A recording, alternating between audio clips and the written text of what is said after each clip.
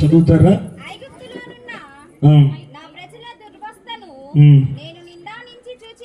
నేను నిదానించి చూచి తిని వారి మూలుగును వింటిని.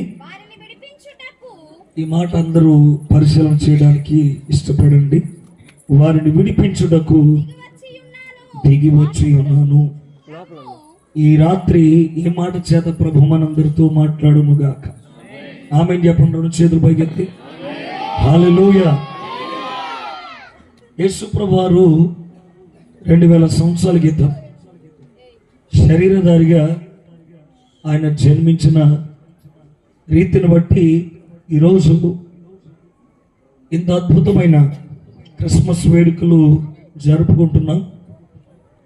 ఆయన కేవలం మానవ జీవితాన్ని పరిశుద్ధపరచాలన్న ఉద్దేశం, తండ్రితో సమాధానపరచాలన్న ఆలోచన, తిరిగి ఆయన కృపాసనం యొద్దకు మనము బహుధైర్యంగా మన తలలు పైకెత్తుకొని ఆయన యొద్దకు వెళ్ళాలన్నటువంటి ఆయన దయా సంకల్పం మానవ రీతిలో ఎంత ముఖ్య పాత్ర పోషించిందో ఆయన ఈ లోకంలో శరీరాన్ని దాల్చినప్పుడు మనకు అర్థమవుతుంది.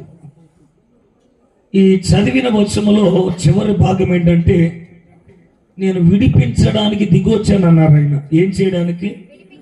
విడిపించడానికి. ఇశ్రాయేలీలు తమది కాని దేశములో 450 సంవత్సరాలు బానిసత్వపు శృంఖలాల మధ్యలో నలిగిపోతున్న కాలాలు. ఐగుప్తు దేశంలో వారు ఫరో చేత చాలా చిత్రవద చేయబడుతున్న పరిస్థితులు. వారు ఎంత గుడ్డు చాకరీ చేశారంటే, వారే కష్టపడి మట్టిని పిచ్చికి దాన్ని బంకమట్టిగా చేయాలి, ఆ మట్టిలో నుండి ఇటుకలు పుట్టించాలి.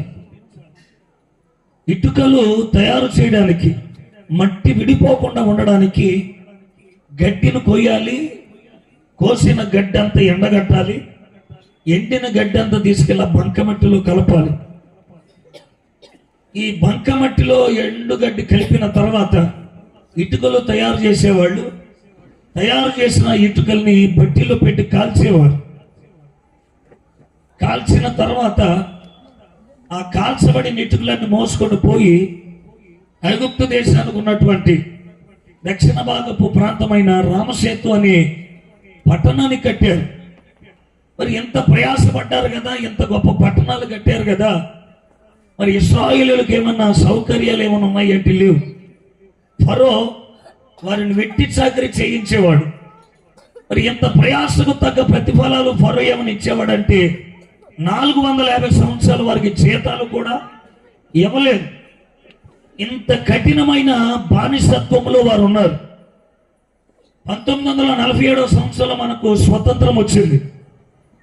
భారతదేశంలో ప్రతి పౌరుడు పోరాడాడు, నాయకులతో పాటు, స్వతంత్ర సమరయోధులతో పాటు. ఎందుకంటే ఇది మన నేల, ఇది మన భూమి, ఇది మన మాతృభూమి గనక పోరాడడానికి అధికారం ఉంది, హక్కు ఉంది. కానీ ఇశ్రాయేలుకు మాత్రం హక్కు లేదు. ఎందుకంటే అది వారి దేశం కాదు. ఇశ్రాయేలుకి అసలు దేశమే లేదు. ప్రపంచానికి ప్రతి జనాంగానికి దేశం ఉంది, కానీ ఇశ్రాయేలుకు మాత్రం దేశం లేదు. వాళ్ళకి దేవుడు వారి దేనస్థితిని, వారు వెట్టి చాకరీ చేసుకుంటూ బ్రతుకుతున్న పరిస్థితులన్నిటిని నేను చూచాడు.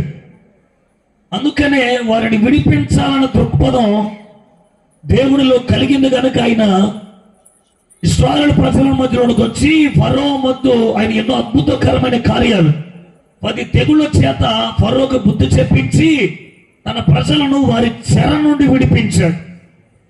వారిని విడిపించి పాలు తేనెలు ప్రవహించే దేశానికి వారిని నడిపించాలన్న సదుద్దేశముతోనే వారి మధ్యలోకి దిగొచ్చాడు. అందుకని హోరేబు కొండ మీద మోషేను దేవుడు దర్శించి మాట్లాడారు, నా పిల్లలని విమోచించడానికి, ఆ బానిసత్వపు సంఖ్యల నుండి విడిపించడానికి నేను దిగి రాబోతున్నాను అన్నాడు. మరి ఆ విషయం ఇప్పుడెందుకు రాత్రి చెప్తున్నారంటే, ఆ రోజు ఐగుప్తు, ఈ రోజు మనకి లోకమే ఒక ఐగుప్తు. ఆ రోజు ఐగుప్తు దేశానికి ఫరో ఎలాగో ఈ లోకం అని ఐగుప్తు కూడా అపవాదే ఫరో. ఆ రోజు ఫరో మానవ జీవితాల్లో నెమ్మది లేకుండా, సుఖం అనేది లేకుండా, కడుపు నిండా తినడాలు, నోరార నవ్వే జీవితాలు లేకుండా బానిసత్వంలో నలిపేశాడు 450 సంవత్సరాలు. ఈ రోజు కూడా అపవాది చెరలో మ్రగ్గిపోతున్నాడు. ఇది కనిపించని బానిసత్వం, కనిపించని వ్యక్తి చాకరీ చేస్తున్నాం. అందుకనే మానవుడు తెలియకుండానే ప్రయాసపడుతున్నాడు. ఒంటి నిండా బట్ట ఉండొచ్చేమో కానీ మానవ జీవితంలో కడుపు నిండా ఆహారం ఉంది, కానీ మానవ జీవితాలు అన్ని ఆంగుల ఆర్భాటాలు ఉన్నాయి. కానీ నేటి దుర్వ్యవస్థ గల కారణాలు ఏంటంటే, మానవ జీవితంలో ఉన్నటువంటి అంతరంగ పురుషుడు ఉన్నాడే, వాడు ఒంటి మీద బట్ట లేకుండా చేశాడు అపవాది. వాక్యం అనే జీవాహారము తిననివ్వకుండా మానవ జీవితాలను దేవుని యొక్క సత్యాన్ని, ఆయనలో ఉన్న నీతి, ఆయనలో ఉన్నటువంటి దైవత్వపు లక్షణాలు గుర్తించకుండా తనలో బానిసత్వములు ఇమిట్ చేశాడు అపవాది. అందుకని వాడి చెర నుండి మానవ జాతిని విడిపించడానికి 2000 సంవత్సరాల క్రితం శరీరాన్ని ధరించుకొని వచ్చాడు. హల్లెలూయా. ఇది కనిపించని బానిసత్వం. అంటే చాలా మంది అనొచ్చు, మా ఇంట్లో మేమేముంటున్నాం, మా తిండి మేమే తింటున్నాం, మా బట్ట మేమే కట్టుకుంటున్నాం, మా పనులు మేమే చేసుకుంటున్నాం. ఎవరికి బానిసలం అంటే, నిన్ను చెప్పదలుచుకున్న మాట ఏంటంటే, నీ పై రూపాన్ని గురించి మాట్లాడట్లేదు. నీ అంతరంగ పురుషుడు ఉన్నాడే, వాడు ఈ చీకటి ప్రపంచానికి బానిసగా మార్చబడ్డావు. అందుకనే సత్యాన్ని వినే చెవులు లేవు, దేవుని గురించినటువంటి ఆలోచన మానవుడికి లేదు. చీకటిని ప్రేమించావు, చీకట్లో ఉన్న కార్యకలాపాలకి మెగ్గు చూపాడు. దేవుని సత్యాన్ని ఎలా రుచించగలుగుతుంది శరీరం? అందుకనే ఈ బానిసత్వం అనేది ఆత్మకు పట్టింది. అందుకనే శరీరానికి 1947వ సంవత్సరంలో భారతదేశం స్వతంత్రం వచ్చింది, కానీ ఆత్మకు స్వతంత్రతను కలుగు చేయడానికి శరీరాన్ని దాల్చి వచ్చాడు ఆత్మయ్య ఉన్న దేవుడు. మనకు విమోచన కావాలి. ఆయన విడిపించడానికి రావడానికి ప్రధానమైన కారణాలు ఏంటంటే, మానవ జీవితాల్లో శరీరానికి చాలా తెప్పులు ఉన్నాయి, చాలా బాధలు ఉన్నాయి. ఏంటి? శరీరానికి వ్యాధులు, నెమ్మది లేని పరిస్థితులు, ఇది శరీరానికి సంబంధించిన రోగ రుగ్మతలు. కానీ శరీరం లోపల మానవ శరీరాన్ని దేనికైనా లొంగిపోయేలాగా చేసి మనసు దానిని కంట్రోల్ చేసుకునే సామర్థ్యం మానవ చేతిలో లేదు. మనసు మర్మమెరిగి ఉన్న దేవుడు మాత్రమే మనసు యొక్క ఆలోచనలు అదుపు చేయగలిగిన శక్తిమంతుడు ఆయన. అందుకనే హృదయానికి ఉన్న గాయాలు, మనసుకు ఉన్న కలవరాలు, శరీరానికి ఉన్న రోగ బాధల నుండి విడుదలను కలుగు చేయడానికి వచ్చాడు ఆయన. స్తోత్రం చెప్పండి. హల్లెలూయా. అంటే మానవుడు కాలం వెంబడి కాలం ఎదురు చూచాడు. ఈ సంవత్సరం కాకపోతే మరొక సంవత్సరం జీవితాలు బాగుంటాయేమో, లేదా రానున్న కాలంలో మంచి జరుగుతుందేమో అని. కానీ కాలం వైపు ఎదురు చూచాము, కానీ కాలాన్ని తన వశపరుచుకొని ఉన్న దేవుని వైపు మాత్రం మనము చూడలేకపోయాం. బైబిల్ గ్రంథంలో కొంతమంది ఉన్నారు, 12 సంవత్సరాలుగా ఓవర్ బ్లీడింగ్ అయిపోతున్న స్త్రీ కనిపిస్తుంది. ఆమె 12 సంవత్సరాలుగా వ్యాధితో ఉందంటే ఏ వైద్యము ఆమెకు సహకారం అందించలేకపోయింది. బహుశా ఆమె భర్త విడిచిపెట్టి ఉండొచ్చు. ఎందుకంటే ఆ రక్తస్రావంతో 12 సంవత్సరాలు బాధపడుతుంటే ఏ భర్త మాత్రం సహించగలుగుతాడు? ఓవర్ బ్లీడింగ్ లో ఉండొచ్చేటువంటి ఆ స్మెల్ భయంకరంగా ఉంటాడు. అందుకని భర్త విడిచిపెట్టాడు, కనుక్కున్న పిల్లల ప్రక్కన పెట్టాడు. ఆమె ఒక జీవోత్సవం లాగా 12 సంవత్సరాల నుంచి బాధపడుతుంది. 12 గంటలు గనక నాన్ స్టాప్ గా బ్లీడింగ్ అయితే శరీరంలో ఉన్నటువంటి కండరాల వ్యవస్థ బలహీనం అవుతాడు. 24 గంటలు గనక ఆగకుండా బ్లీడింగ్ అయింది అనుకో, మానవ శరీరాల్లో మిళితమై ఉన్నటువంటి ఈ బలహీనమైనటువంటి పరిస్థితుల నుండి కోమా స్టేజ్కి వెళ్ళిపోతాం. అదే 3 డేస్ కనుక నాన్ స్టాప్ గా బ్లీడింగ్ అయింది అనుకో, అతడు చచ్చిపోవడమే కానీ వేరే బ్రతికే అవకాశాలు ఉండవు. కానీ 12 సంవత్సరాల నుండి ఆమెకి ఓవర్ బ్లీడింగ్ అయిపోతుందంటే ఆమె శరీరం ఎంత పాడైపోయి ఉంటుందో మనం ఆలోచన చేయాలి. ఆమె గ్రహించింది ఏంటంటే, ఇక చచ్చిపోతాను, నా జీవితానికి ముగింపేమనుకుంది. కానీ ఇలాంటి నిరాశలోనే ఒక ఆశ పుట్టింది. ఏంటంటే యేసును బట్టి. స్తోత్రం కలుగునుగా. ఏంటి యేసును గురించి ఆమెకు కలిగింది ఏంటంటే ఆయన స్వస్థపరుచు దేవుడు అంట. ఆయన గురించిన ఎన్నో వార్తలు విన్నది. ఆయన గురించినటువంటి సత్యాలు ఎన్నో ఆమె చెవులో పడ్డాయి. అందుకనే ఆమె ప్రభు దగ్గరికి వెళదాం అనుకుంది. అక్కడికి వెళ్ళిన తర్వాత ఆయన చుట్టూ చాలా జన సమూహాలు, చాలా మంది పురుషులు ఉన్నారు. ఆ రోజు గవర్నమెంట్ అధికారులతో పాటు పరిశీలు, శాస్త్రులు, సద్దుకైలు, ధర్మశాస్త్రాన్ని అవలంబించేవారు, ఆ రోజుల్లో పేరెన్నిక చేయబడిన వ్యక్తులు కూడా యేసును వెంబడించుకుంటూ వెళ్ళేవారు సాధారణమైన ప్రజలతో పాటు. ఈమె అక్కడికి వచ్చి తన బాధ చెప్పుకుందాం అనుకుంది. కానీ ఎంతమంది మగవాళ్ళ మధ్యలో నా వ్యాధి ఇది అని చెప్పుకోవడానికి ఆమెకి చిన్నతనం పుట్టింది.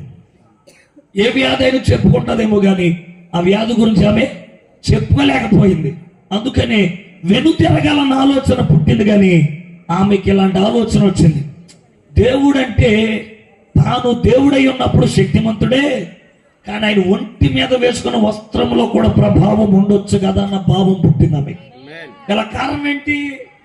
సీఎం ఉంటాడు, ఆ వ్యక్తి రాకపోయినా సరే తాను చేసిన సంతకానికి మాత్రం చాలా శక్తి ఉంటుంది. అవునా కదా? తాను సంతకం పెడితే ఓ మనుషుడు పెట్టిన అక్షరానికి ఎంత శక్తి ఉంటే ఆయన ఒంటి మీద ఉన్న వస్త్రానికి ఇంకెంత ప్రభావం ఉంటుందో ఆలోచించి. హల్లెలూయా.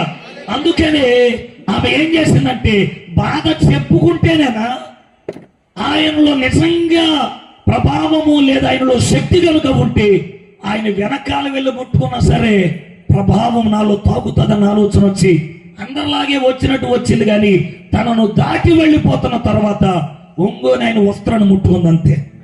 ఆమెలో ఉన్నటువంటి రక్తధారంతా కట్టబడిపోయింది. ఆమెలో స్వస్థత కలిగింది. వెంటనే ఆయన ఇలాగ అన్నాడు, ఆగి నన్ను ఎవరో ముట్టుకున్నారు. అక్కడ ఉన్న వాళ్ళంతా సందేహాన్ని వెళ్ళబుచ్చారు. ఏంటంటే ఇంతమంది ప్రజల మధ్యలో ఎవడొకడు నిన్ను ముట్టుకోకుండా ఎలాగుంటాడంటే, లేదు నన్ను అందరూ ముట్టుకున్న రీతి వేరు, నాలో నుండి ప్రభావము వెళ్ళిన రీతి వేరు. స్తోత్రం కలుగునుగాక. ఆయన అర్థం ఏంటో తెలిసి అందరూ ముట్టుకుంటున్నారు, కానీ నాలో ఉన్న ప్రభావాన్ని చూడాలని ముట్టుకున్న విశ్వాసము వేరై ఉంది. అందుకనే ప్రభావాన్ని అనుభవించాలనుకున్న వ్యక్తులను మాత్రమే ఆయన ఆగి దర్శించగలిగిన వాడై ఉన్నాడు. అందరూ వస్తారు కాదన్నో, అందరూ వస్తారు దేవుని మందిరానికి, అందరూ వాక్యాన్ని వింటారు కాదనట్లేదు నేను.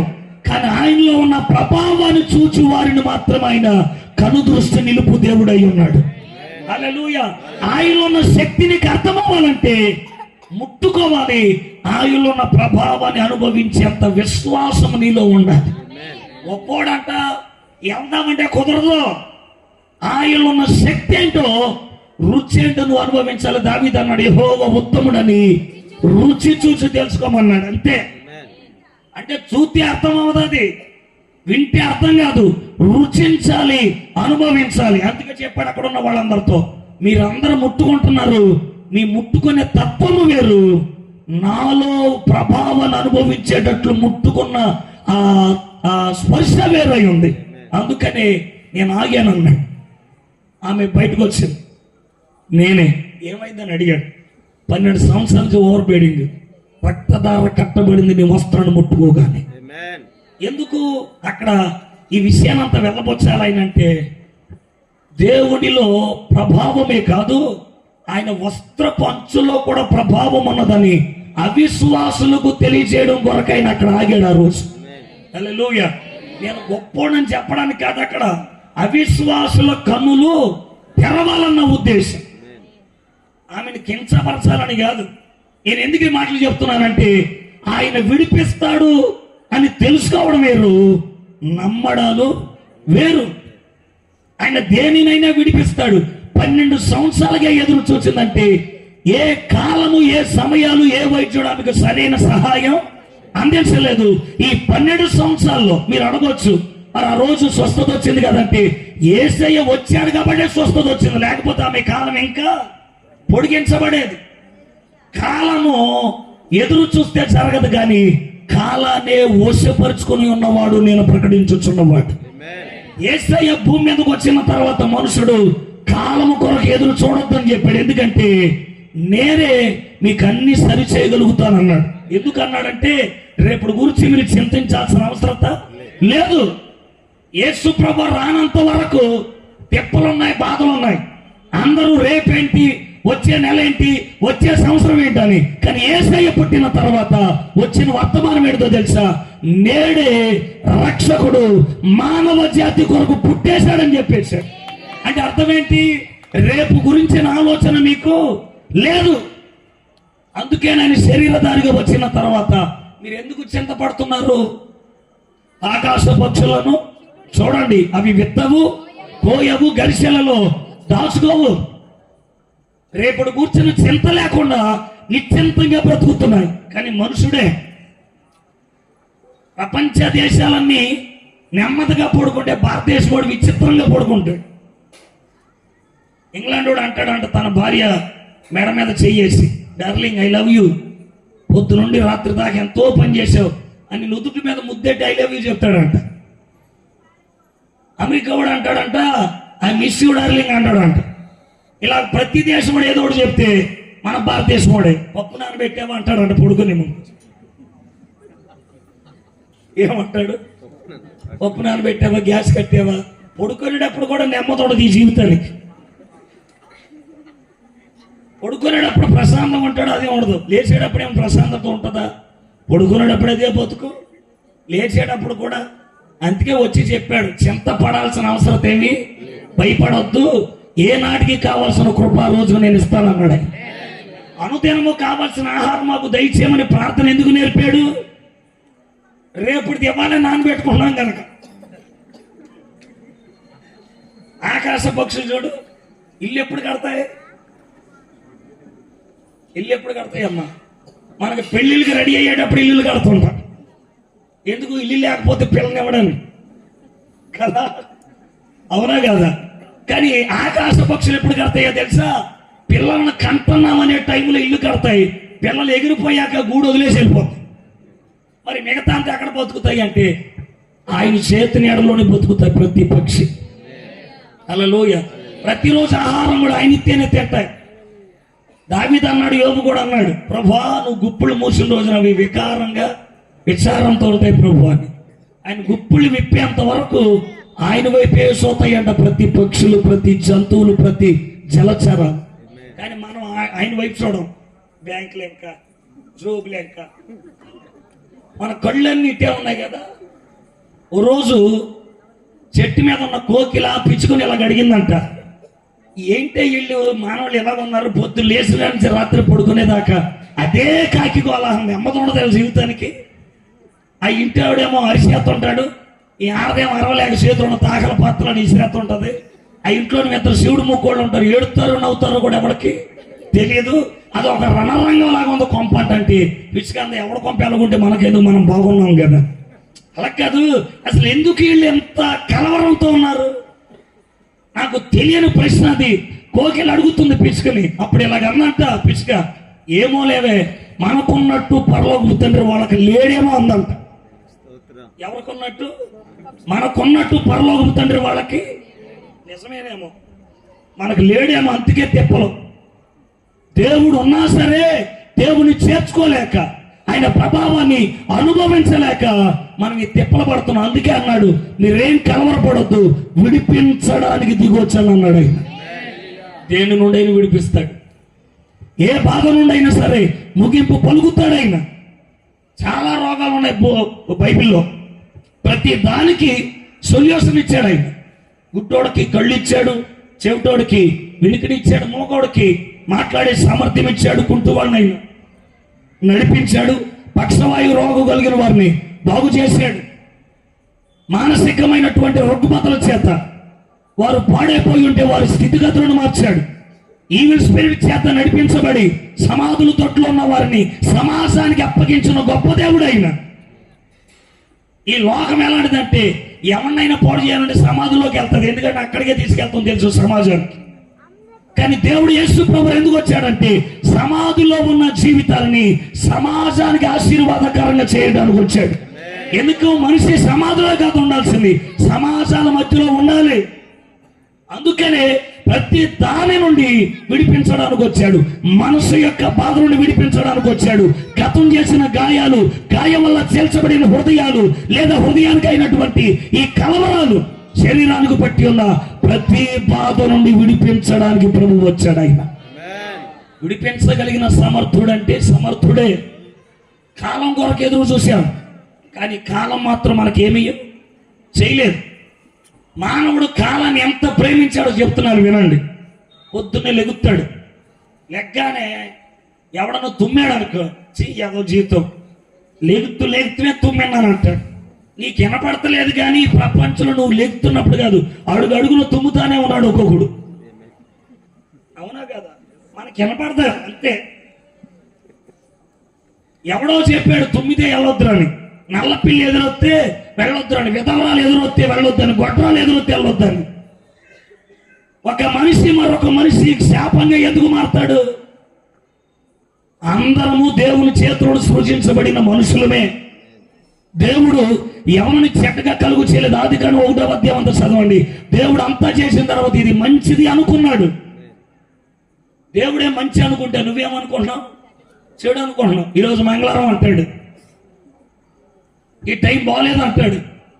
కాలం వెంబడి కాలం అయిపోయి చూసాం. కానీ ఈ రాత్రి యేసు ప్రభువు ఎందుకు ఈ లోకానికి వచ్చాడంటే, ఏ కాలము కొరకు ఎదురు చూస్తున్నావో ఆ కాలము తన వశములోనే ఉంచుకొని వచ్చాడు ఈ లోకానికి.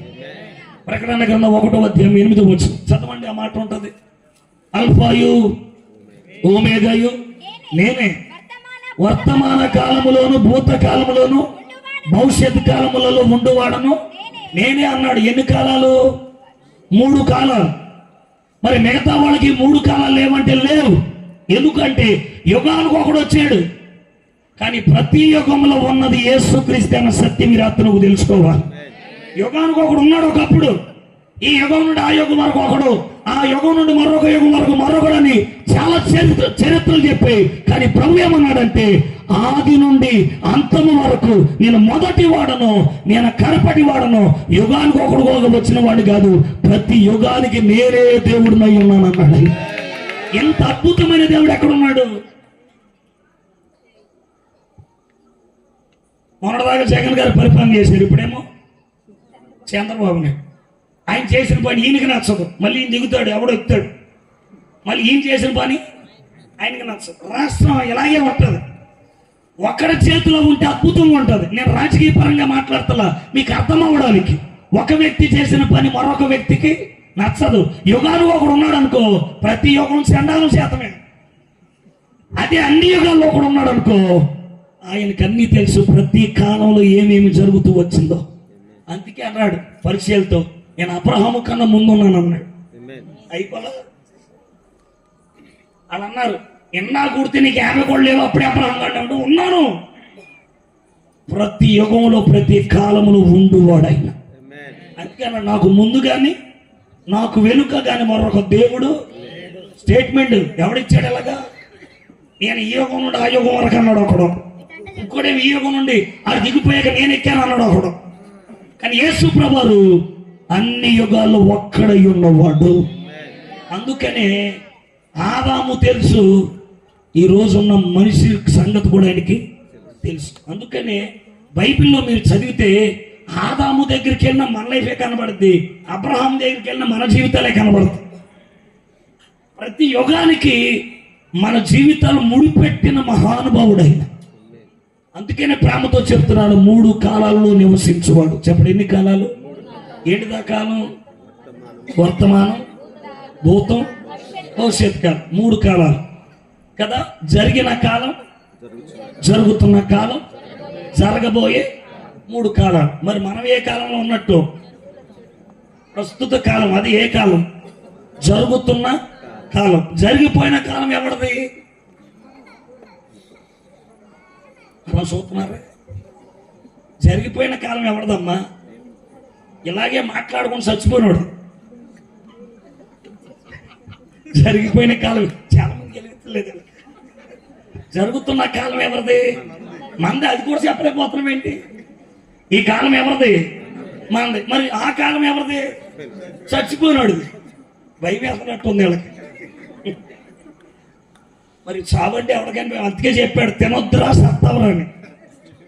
ఆ సాగు యొక్క భయం ఆయనకి తెలుసు కాబట్టి తినొద్దు అన్నాడు. మనం ఎచ్చిపోయి తినేసి, అందుకే ఇంట్లో శవం ఉన్నాక అర్థం అవుతుంది ఏడవలేక. మరణం యొక్క భీతి, దాని తీపి ఎవరికి అర్థం కాలేదు, ఆయనకి అర్థమైంది. చెప్పండి, ఇప్పుడు జరిగిన కాలం ఎవరిది? చచ్చినోడిది. జరుగుతున్న కాలం ఏమో మనది. మరి జరగబోయేవాడిది, జరగబోయే కాలం ఎవరిది? పుట్టేవాడిది, మళ్ళీ వచ్చేవాడిది అని అర్థం. అంటే ఎన్ని కాలాలు? అంటే ఉంటే ఈ కాలంలో ఉంటాం, పోతే ఆ కాలంలో ఉంటాం, వస్తే మరొక కాలం. మానవ శరీరాన్ని దాల్చినోడు ఎవడైనా సరే ఒక కాలంలోనే ఉన్నాడు. ఆడు బంగారపు రథాల మీద ఊరేగినోడైనా, బంగారపు కంచంలో మెక్కునోడైనా, కన్యకల చేత కొలువు చేయించుకున్నోడైనా తన కాలం దాకే ఉన్నాడు. పవిత్రాయన స్వాధీన వినాశాయన సద్గుణ అన్నాడు. ఉంటే మంచిగా ఉంటే కాపాడుతాడు, చెడిపోతే నేను ఏం చేయలేదు, తోసేస్తాను నరకానికి అన్నాడు. కానీ యేసు ప్రభువు ఏమన్నాడు తెలుసా? జరిగిన కాలం తెలుసు, జరుగుతున్న కాలము తెలుసు, జరగబోయే కాలం కూడా నాకు తెలుసు అని చెప్పిన ఒకే ఒక్క దేవుడు నేను ప్రకటించుచున్న నజరుడిని యేసయ్య ఒక్కడే. హల్లెలూయా. అందుకనే గతాన్ని ప్రస్తుతంగా మార్చేవాడు. ప్రపంచంలో ఏ మతం దగ్గరికైనా వెళ్ళు, ఏ వ్యవస్థ దగ్గరికైనా వెళ్ళు, సార్ గతం ఎలా చేశానో ప్రస్తుత పరిష్కారం ఏంటంటే ఎవరు చేయమన్నాడు అలాంటి పనులు అంటాడు. ఎప్పుడు ఎక్కడికైనా వెళ్ళు, డాక్టర్ దగ్గరికి వెళ్ళు, సార్ ఏర తాగిపోతానంటే మరి తాగాక పోవేంటి, పోవాల్సిందే సావాల్సిందే అని తిడతాడు. ఎందుకు? ట్రీట్మెంట్ చేయడం చేతకాక. నువ్వు ఎక్కడికైనా వెళ్ళు, మాస్టర్ దగ్గర తీసుకెళ్ళేవాళ్ళకో నువ్వు రాసిన అక్షరాలు నువ్వు చదవలేదనుకో, ఓరు బాబు నీ అంత మతిమారిపోడు ఎవడో లేడు వెళ్ళిపోరు అంటారు. తామసాలలో ఏడ్చిన అలాగే అన్నారంట మాస్టర్లు. ఊరు బాబు నీ అంత మతిమారిపోడు ప్రపంచంలో మేము ఎక్కడ చూడలేదురా అబ్బాయి, వెళ్ళిపో. వాళ్ళ అమ్మను పిలిచారు, బాబు తల్లి ప్రపంచంలో ఎవరికైనా విద్య చెప్తాం కానీ నీ కొడుకు మాత్రం చెప్పలేం. ఎందుకంటే రాసిన అక్షరాన్ని 5 సెకండ్లోనే మర్చిపోతున్నాడు. మేము అరవలేక సత్తన్నాం. ఆడుకున్నంత మెమొరీ లాస్ ఇప్పటిదాకా ఏ స్టూడెంట్లు చూడలేదు. తీసుకెళ్ళిపో మహాతల్లి బలే కొడుకును కన్నావని తల్లి ఇలాగంది. నీకు నచ్చలేదేమో కానీ నా కొడుకు నాకు బంగారం, నేను పెంచుకుంటానని తీసుకెళ్ళి వాడికి ప్రార్థన నేర్పింది. మతి మరుపును తొలగించి బుద్ధి జ్ఞానాలు సర్వసంపదలకు ఉపుతమై ఉన్న ప్రభువును పరిచయం చేసింది. ప్రపంచాన్ని వెలిగించిన అద్భుతమైన బల్బును కనిపెట్టాడు థామస్ అల్వా ఎడిసన్. బుర్రలేడు, మతి లేనోడు, ప్రపంచానంతా వెలిగించాడు. దేనిని బట్టి? గతం మహిమకరంగా మార్చువాడు ఒక్కడే, ప్రభు ఒక్కడే. అందుకే చెప్తున్నాను, నువ్వు ఏ వ్యవస్థ దగ్గరికైనా వెళ్ళి ఎక్కడికైనా వెళ్ళు, కానీ క్రీస్తులో ఉన్న గొప్పతనం ఏంటంటే ఎప్పుడో చేసిన చెడును కూడా ప్రస్తుతానికి పరిశుద్ధపరిచి మహిమకరంగా వినియోగించే అద్భుతమైన దేవుడు. విరిగిపోయిన వస్తువులు లోకానికి నచ్చవేమో, కానీ పగిలిపోయిన ప్రతి పాత్రను తన చేతులకు తీసుకొని మరలా నూతన పరిచే పరమ కుమ్మరైన. అందుకని 3 కాలాలలో నివసించాలి దేవుడు. ఎన్ని కాలాల్లో? విడిపించాలంటే ఒక కాలానికి చెందిన జీవితాలు విడిపించకూడదు, గతానికి చెందిన జీవితాన్ని కూడా ఏం చేయాలైనా విడిపించాలి. ఎందుకు మాట చెప్తున్నానంటే, ఒక పేషెంట్ అని డాక్టర్ దగ్గర తీసుకెళ్ళామనుకో, డాక్టర్ గారు అంటాడు ఒక అరగంట ముందు తీసుకురావాల్సింది, వీడు స్టేటస్ ఏంటో నాకు తెలిసేది, వీడు చచ్చిపోతాడు తీసుకెళ్ళిపో అంటాడు. ఎప్పుడు తీసుకురావాలంట? అరగంట మనకు చెప్తే ఎప్పుడో తీసుకెళ్ళేవాళ్ళంగా. వాడు చెప్తూ మనకి ఒక అరగంట ముందు వస్తే ఈ ప్రాణానికి నేను హామీ ఇచ్చేవాడిని అంటాడు. అరగంట తెలియకే కదా ఈ తెప్పలు మనకి. అది యేసు ప్రభు దగ్గరికి వచ్చామంటే, ప్రభు అరగంట అయిందంటే అరగంట కాదు 6 యుగాలైనా సరే ఎప్పటికీ మహిమకరంగా మార్చేస్తాడు ఆయన. అందుకనే యాయిరు కుమార్తె చచ్చిపోతే ఊరోళ్ళందరూ వచ్చి అన్నారు యాయిరు దగ్గరికి, యాయిరా ఇంకా ఎవరి కోసం ఎదురు చూస్తున్నావు, బాడీ డీకంపోజ్ అయిపోతుంది, దుర్వాసన వచ్చేస్తుంది, తీసుకెళ్ళిపోతాం. ఎందుకు? కాలం వెంబడి కాలం వైపు చూస్తే పరిస్థితులు మారవు అన్న సంగతి మానవుడికి తెలుసు. అందుకనే 3 కాలాలను వశపరుచుకున్నవాడు యాయిరు కుమార్తె దగ్గరికి వచ్చి అన్నాడు, చిన్నదానా లిమ్ము అన్నట్టు. అంతే. జరిగిన కాలానికి వెళ్ళి ఆమె ప్రాణాన్ని తీసుకున్నాడు. ఎందుకంటే చనిపోయిన వాళ్ళు ఎక్కడికి వెళ్తారని చెప్పాను. జరిగిపోయిన కాలానికి వెళతారు. ఆ కాలానికి ఆయన వెళ్ళాడు. జరుగుతున్న కాలంలో ఆమె శరీరంలోనికి ఆమె ప్రాణాన్ని మరలా ప్రవేశపెట్టి జరగబోయే భవిష్యత్తుతో ఆమె జీవితాన్ని ప్రభు ఆశీర్వాదకరంగా చేశాడు. అందుకని యేసుక్రీస్తు ఈ లోకానికి కావాలి. చాలా మంది అనుకుంటున్నారు ఆయనతో మాకు పని లేదని. చాలా పని ఉంది సార్. ఆయన అన్ని మనకు అనుకూలపరచు దేవుడు అయి ఉన్నాడు. ఆయన ఆశ్చర్యకరుడు గాను, ఆలోచనకర్త గాను, నిత్యుడగు తండ్రి గాను, బలవంతుడైన దేవుడు గాను, సమాధాన అధిపతి గాని లోకానికి వచ్చింది. ఎందుకంటే మనకు కావాలైనా విడిపించాలి. శరీరానికి రోగం ఉందా, దాని నుండి విడిపించాలి. హృదయానికి గాయాలు ఉన్నాయా, వాటి నుండి విడిపించాలి. మనసుకు కలవరాలు ఉన్నాయా, వాటి నుండి విడిపించాలి. ఇక్కడద కానీ అక్కడద కానీ దేనిని బట్టి బాధ ఉందా, దాని అన్నిటి నుండి అయినా విడిపించాలి. కనుక్కున్న పిల్లల లేదా కనుక్కున్నటువంటి ఆ కుమారుని బట్టు లేదా కూతురు బట్టు, కట్టుకున్న భార్యను బట్టు, భర్తను బట్టు, కనిపెంచి పెద్ద చేసిన తల్లిదండ్రులను బట్టి కానీ, ఉంటున్న దాన్ని బట్టి కానీ, లేని దాన్ని బట్టి కానీ, ఇల్లును బట్టి కానీ, సంఘాన్ని బట్టి కానీ, సమాజాన్ని బట్టి కానీ, ఏ బాధ అయినా సరే వాటన్నిటి నుండి విడిపించగలిగిన శక్తిమంతుడు యేసు ఒక్కడే. అందుకే చెప్పేశాడు ఏమని, తన ప్రజలను వారి పాపాల నుండి రక్షించడానికి, విడిపించడానికి వచ్చాడు ఆయన యేసు. మానవుడు విడిపించబడలేని ఎన్నో ఉన్నాయి. ఏ మతమైనా సరే విడిపించలేకపోయింది. ప్రభుత్వాలు విడిపించలేకపోయాయి, వ్యవస్థలు విడిపించలేకపోయాయి, రాజకీయ నాయకులు విడిపించలేకపోయారు, ప్రపంచాన్ని జయించిన వాళ్ళు కూడా విడిపించలేకపోయారు. మనుషుల చేత దేవుళ్ళు కాకపోయినా దేవుళ్ళుగా పూజించబడిన వాళ్ళు సహితం మరణానికి సలాం చేసి సమాధిలో గులాములైన వాళ్ళే. కానీ యేసు ఒక్కడే కాలానికి ఎదురయ్యేది మానవ జీవితాలను యుగయుగాల నుండి విడిపించిన మహానుభావుడే. హల్లెలూయా. ఎప్పుడో వస్తే ఇప్పుడు మా జీవితాలు మార్చేస్తాడంటే కాలాలన్నీ ఆయన వయసులో ఉన్నప్పుడు దేనినైనా మార్చగలుగుతాడు.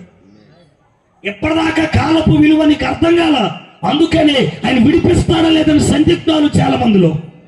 ఆయన విడిపించగలిగిన సమర్థుడు. ఎలాగా?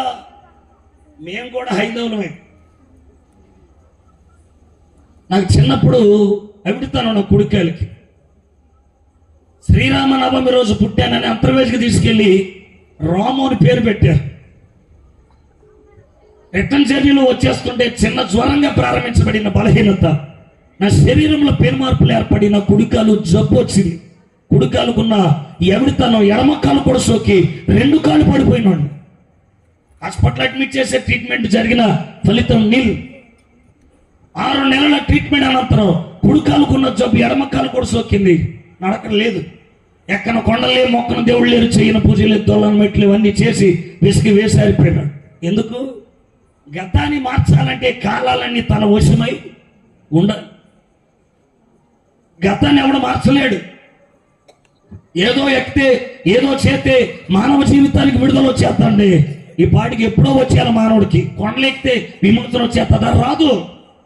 నీటిలో మునిగితే విమోచన వస్తుందా? రాదు. తలక్రిందులు తపస్సు చేస్తే విమోచన వస్తుంది. ఎలా వస్తుంది? కొండలెక్కితే మానవుడికి విమోచన దొరికేస్తే నిత్యము కొండలెక్కేవే మేకలు, గొర్రెలు, పశువులే కదా. అవునా కదా? అప్పుడు వాటికే కదా రావాల్సిందే. నీటిలో మునుగునోడికి మానవ జీవితానికి విమోచన దొరికేద్దంటే 24 గంటలు అందులోనే సంసారం చేత ఏంటి అయ్యి చేపలు. అప్పుడు వాటికే కదా రావాల్సింది. తలక్రిందులు తపస్సు చేస్తే మానవుడు దేవుడు చూసేస్తాడంటే నిత్యం 24 గంటల కాళ్ళు పైకెత్తి తలక కిందకెత్తి అలాంటి గబ్బిలాలే పొందుకుంటాయి అప్పుడు దైవ దర్శనాలు. వీటి వల్ల మానవుడికి ఏమి జరగదు. అందుకే పౌలు అన్నాడు రోమిలికి రాశాడు, పితృపార్యపరమైన చర్యలు బట్టి ఎవడు దేవుని మహిమను చూడలేడు. శరీర కార్యాలను బట్టి లేదా వేరే వేరే తతంగాలను బట్టి మానవుడు దేవుని నుండి లేదా దేవుని నుండి మానవుడు ఏవైనా పొందుకుని అనుభవించగలుగుతాడంటే అవ్వదు. అందుకని దేవునికి మనకి సంధి కుదర్చబడాలి. ఆ మధ్యవర్తిగా వచ్చినోడే 2000 సంవత్సరాల క్రితం శరీరాన్ని దాల్చి. ఆయన రాకపోతే దేవుడు ఏమై ఉన్నాడో మనకు తెలిసేది కాదు. ఆయన ప్రత్యక్షమయ్యాడు సశరీరుడుగా. హల్లెలూయా. విడిపించగలిగిన సమర్థుడు. నడకలేదు, ఎన్నో ఎక్కారు, ఎన్నో చేశారు, ఏమి జరగలా. యేసు ప్రభువు దూషించిన వాళ్ళమే, కానీ చివరికి ఆయనే మాకు దిక్కయ్యాడు. ఎవరో చెప్తే నాన్న దేవుని మందిరానికి వెళ్ళారు, అక్కడ ప్రభు దర్శించారు, ప్రభు మాట్లాడారు, సేవకులకు పిలిస్తే అన్ని వదులుకొని వచ్చారు. యేసు ప్రభు దగ్గరికి మేము ఎప్పుడైతే వచ్చామో నా 2 కాళ్ళను ప్రభు ముట్టి స్వస్థపరిచారు. నడక కోల్పోయిన బలహీనత నుండి ఎప్పుడో కోల్పోయిన నడకను ప్రస్తుతానికి తెచ్చి ఇవ్వగలిగిన సమర్థుడై. దేవుడు అనేవాడు ఇచ్చేవాడుగా ఉండాలి కానీ తీసుకునేవాడుగా ఉండకూడదు. అందుకే చెప్తున్నాను, విడిపించాలి. విడిపించువాడు దేవుడై ఉన్నాడు. మానవుడు ఎప్పుడు విడిపించలేడు. ఎందుకంటే విడిపిస్తానన్న వాడు కూడా బలహీనుడయ్యాడు, అన్నిటికీ బలహీనుడయ్యాడు. అందుకని విడిపించాలంటే మానవ జీవితానికి యేసే మూల కారకుడై ఉన్నాడు, విడిపించే విమోచకుడు. అసలు మానవుడు శరీరానికి రోగాలు, మనసుకు కలవరాలు, హృదయానికి గాయాలు ఉన్నాయి కదా, వీటన్నిటితో పాటు ఇంకేదని విడిపిస్తాడంటే మానవుడు ప్రధానంగా దేనికి బానిస అంటే పాపానికి బానిసుడై ఉన్నాడు. దేనికి మాట్లాడాలి? పాపానికి. యేసుక్రీస్తు వచ్చింది అందుకే. చాలా మంది అంటారు పాపం దగ్గరకు వచ్చేసరికి ఎవరు ఎండరు, హైందవులు కూడా పాపం అంటే మేము ఒప్పుకోం సార్ అంటారు. ఎందుకంటే పాపం అంటే ఎవరికి మింగుడు పడదు. పాపోహం పాపకర్మ అని ఏడ్చిన ఇదే దేశం పాపాన్ని ఎందుకు ఒప్పుకోదో నాకు అర్థం కావట్లేదు. పాపం అందరిలో ఇమిడిపోయి ఉంది.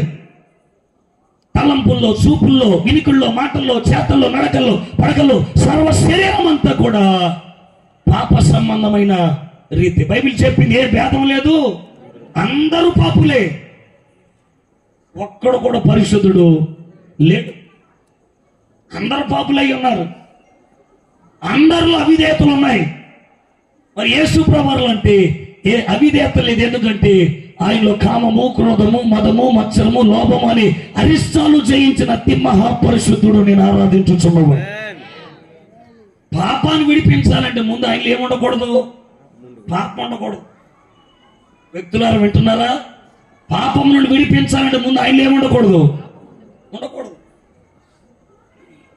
అందుకే డాక్టర్ రోగికి ట్రీట్మెంట్ చేసేటప్పుడు ముందు తను చేయాల్సినటువంటి గ్లౌజెస్, శానిటైజేషన్స్ అన్నీ ఏర్పాటు చేసుకున్న తర్వాత భద్రతతో వస్తాడు పేషెంట్ దగ్గరికి. లేదంటే ఆ రోగం అతడికి కూడా సోకుతుంది. యేసు ప్రభువు ఏ సిద్ధపాటు చేసుకొని రాలేదు. ఎందుకంటే అసలు ఆయనలో పాపము అనేది లేదని వాక్యం చెప్తుంది. ఆయనలో పాపం లేదు. అందుకని ఆయనకి ఎటువంటి ప్రొటెక్షన్ అవసరం లేదు. ఆయనలో ఉన్న పరిశుద్ధతకి పాపం ఆవిడ లక్కైల్ని నిలబడగలుగుతుంది. అంత హోలీ పర్సన్ అయింది. ఆయన పరిశుద్ధుడు అనే ఒక్క పదం ఉచ్చరిస్తే చాలు పరలోకం ఇలా ఊగిద్దంట ఆయన ముందు. అంత ప్రభావం ఉంది ఆయన పేరులో. కాదు నేను చెప్పేది, ఆయనలో ఉన్న ఒక వ్యక్తిత్వం. పరిశుద్ధుడు అనే పదం ఉచ్చరిస్తే చాలు దేవదూతలు గడప కమ్ములు పునాదులు ఇలా ఊగుతాయి అంట. అది రిచ్నెస్ అంటే. నెత్తి మీద కిరీటాలు, మెడ మీద ఆభరణాలు, రథాల మీద త్రిశూలాలు పట్టుకుంటే అది రిచ్నెస్ కాదు. ఆరంభకే దాస ఒకడు ఉన్నాడు, ఆడే ఎవడు, రాధా మనోహర్. రిచ్నెస్ అంటే దేవుడు రిచ్ గా ఉండాలి, కానీ ఒంటి మీద బట్టలు లేకుండా ఉన్నాడు ఏంటి అంటాడు ఒకడు. అంటే రిచ్ అంటే అర్థం ఏంటి? తల మీద ఏముండాలన్నాడు ఉద్దేశం, కిరీటం. ఒంటి మీద ఏముండాలి, ఆభరణాలు. వస్త్రం కూడా ఎలాగ ఉండాలి, ఆ పట్టంచుతో ఉండాలన్నమాట. రథాలు, విల్లులో బాణాలతుంటే రిచ్నెస్ అనమాట.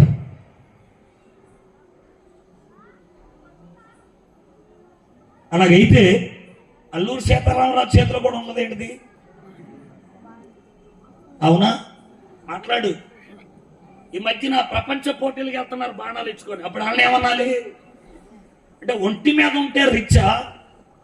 ఆ లెక్కన డబ్బున్నవాడు కూడా రిచ్గానే ఉన్నాడుగా. అప్పుడు దేవుని రిచ్నెస్, మానవ రిచ్నెస్ ఒకటవుతుందిగా. రిచ్నెస్ అంటే ఒంటి మీద ఉన్న ఆభరణాలు బట్టి కాదు, క్యారెక్టర్ ఉండాల, పరిశుద్ధత. అది రిచ్నెస్ అంటే. ఆయన కనుసైగుతోనే ప్రపంచాన్ని శాసించే రిచ్నెస్ ఉండాలా. నీటి మీద అడుగు పెడితే నేల మీద నడిచినంత సౌకర్యం ఉండాలా. అది అసలైన రిచ్నెస్. ఆగు అంటే ఆగాలి. సముద్రాలు రిచ్నెస్ అంటే ఇలా ఉంటుంది. యేసుక్రీస్తులో ఉన్నటువంటి రిచ్నెస్ నీకు అర్థం అవ్వాలంటే ప్రకటన గ్రంథం 4వ అధ్యాయం మొత్తం చదువు. ఆయన ఎంత భోగవంతుడో నీకు అర్థమవుతుంది. కిరీటాలు పెట్టుకుని ఉన్నాడా, లేదా ఆయన బంగారు ఆభరణాలు ధరించుకుని ఉన్నాడంటే నీవు ఆరాధించే ఒంటి మీద బంగారం ఉందేమో, నేను నడిచే పరలోకం కిందే బంగారం ఉన్నది. హల్లెలూయా. ఒంటి మీద బంగారం ఏంటి? రోడ్లే బంగారం చేశాడు. అది ఏది రిచ్నెస్ అప్పుడు? హల్లెలూయా. ఇది సిమెంట్ రోడ్డే, అది సిమెంట్ కట్టడం అంతేనా? ఇది సిమెంటే, ఇది రోడ్డు అనాలా, పొడాది అనాలి, ఏదనాలి? రెండు కట్టబడిన పదార్థం ఒకటే. మరి రిచ్నెస్ ఎక్కడ ఉంది ఇందులో?